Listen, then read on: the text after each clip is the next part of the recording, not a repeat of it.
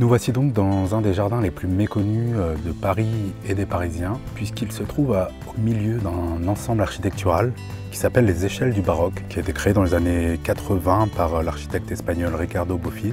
Et ce qui rajoute en plus à ce décor, c'est vraiment la roseraie qui pousse au milieu et cette odeur particulière que vous avez tous sentie.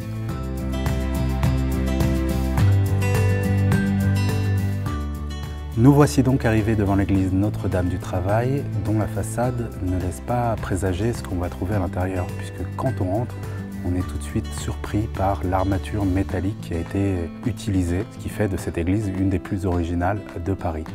Alors il faut savoir qu'on a construit cette église autour de 1900 pour les ouvriers qui participaient à la construction des expositions universelles, donc les grands moments de la Belle Époque.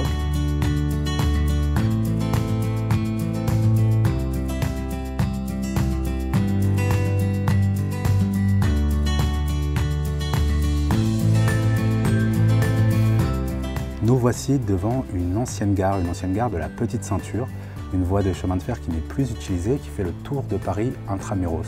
Alors aujourd'hui, les voies sont réaménagées pour en faire des espaces verts, des espaces de promenade, et les anciennes gares deviennent des lieux de vie. Ici c'est une entreprise, mais la plupart aussi deviennent souvent des restaurants ou des bars.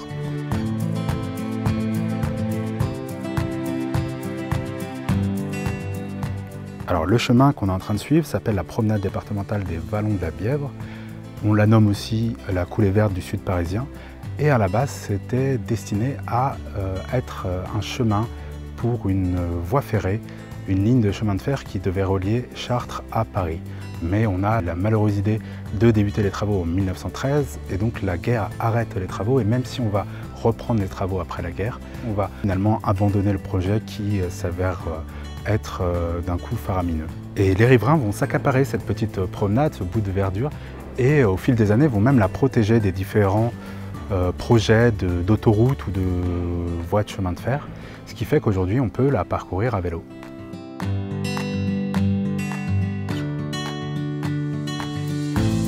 Notre parcours s'achève ici au parc de Sceaux, dans ce jardin parfait pour les pique-niques, ce jardin à la française. On ne peut pas faire plus typique d'ailleurs pour un jardin à la française, puisqu'il a été imaginé par Lenôtre pour Colbert. Colbert qui avait ici un château qui va être détruit, démonté, comme beaucoup d'autres monuments ou châteaux à la Révolution. Et celui que vous voyez ici date de 1856, qui me permet d'être raccord avec tout ce que je vous ai raconté, puisque on reste dans cette époque où le chemin de fer était l'aventure du futur. Et je vous laisse ici.